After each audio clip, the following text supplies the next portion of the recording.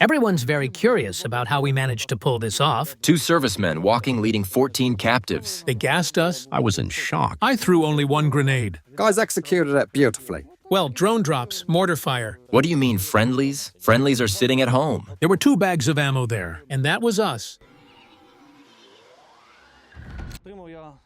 I received an order from our brigade commander to advance and occupy the enemy position. So we worked on it for several days using bats, drone drops, and FPVs. The impact was very strong. Drones. The vampire drone worked very harshly.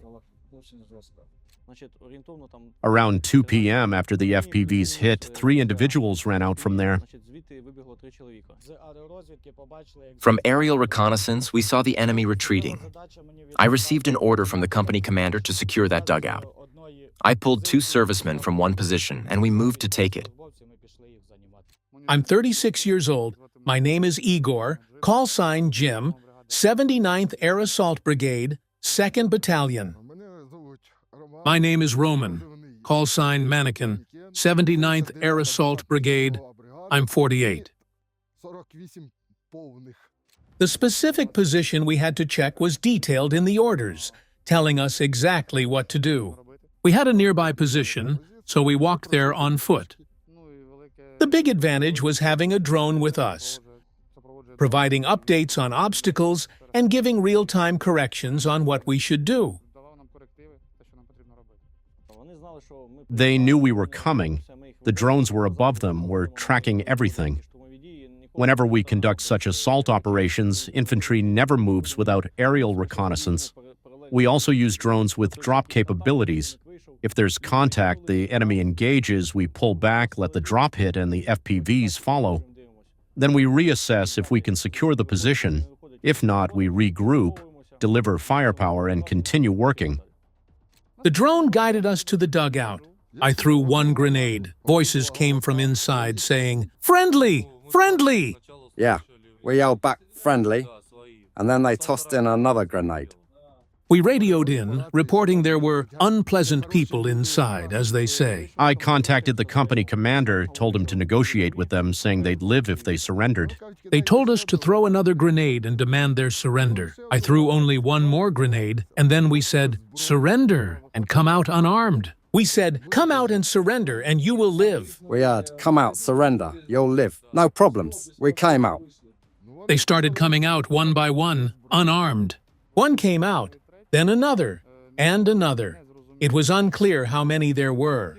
They wouldn't say how many were inside, which was the issue. We thought there were no more than 4. No way could it be 14. By the 8th man, my knees were starting to shake a bit. Honestly, by the 7th, I lost count. I just didn't count anymore. Later, as we escorted them out, we counted properly. There were 14. I was shocked, thinking, how is this even possible? I can only imagine what they were thinking when 14 of them came out, lying down, while there were only 2 of us. At that moment, we were in shock, and likely, so were they. As they came out one by one, it wasn't clear how many of us there were. We kept them at gunpoint, made them lie face down. The guys executed it beautifully, at the right moment, in the right place. They did great. Yes, they gave us a chance. The boys are champs. Secured the objective, escorted the captives, handed them over. They're brilliant. I told them to go back and check the dugout for stragglers, just in case. They threw in 2 grenades, fired into the dugout, entered, and confirmed it was clear. Then they started collecting the spoils. We handed over the captives to our guys and returned to the position. We secured the dugout and held the line. We spent the night in the dugout. During the day, we organized it a bit, checked the weapons, and prepped the machine gun. There was plenty of ammo. What we found there could last for days in combat. 13 Kalashnikovs, a Kalashnikov machine gun, 9 disposable launchers, and over 10 grenades. 2 entire bags of ammo, not counting about 50 loaded magazines. When we saw all of this, we were even more shocked than before. We set up our position and held it for 5 or 6 more days.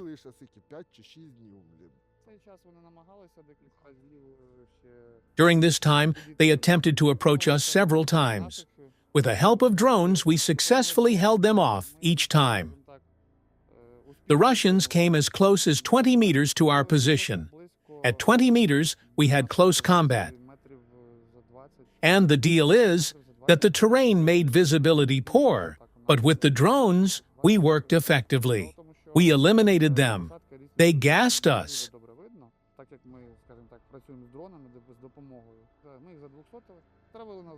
We had to put on gas masks a couple of times.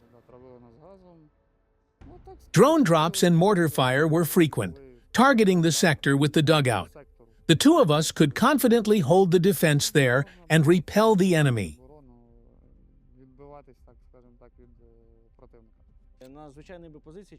Typically, you wouldn't find 14 people in a regular position.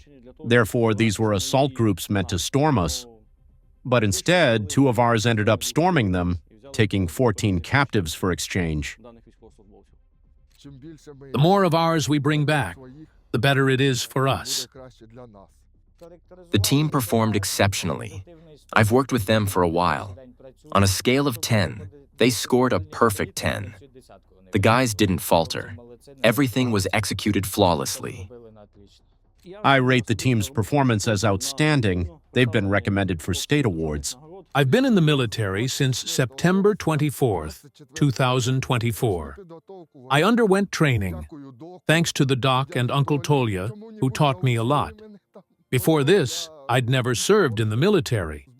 I first held a weapon in 2022, serving in a village defense unit in Kiev region Borispil district, the village of Hora.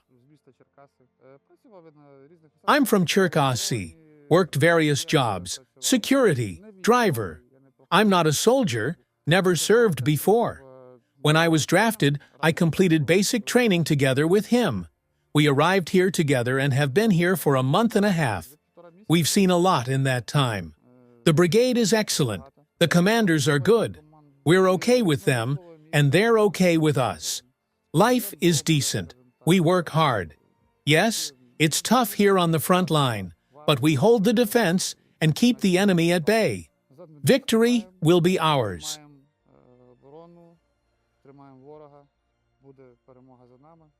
I don't want the Russian world in my home. Absolutely agree. Absolutely. We don't need it. We have our country where we lived, live, and will live. We'll defend it with everything we have.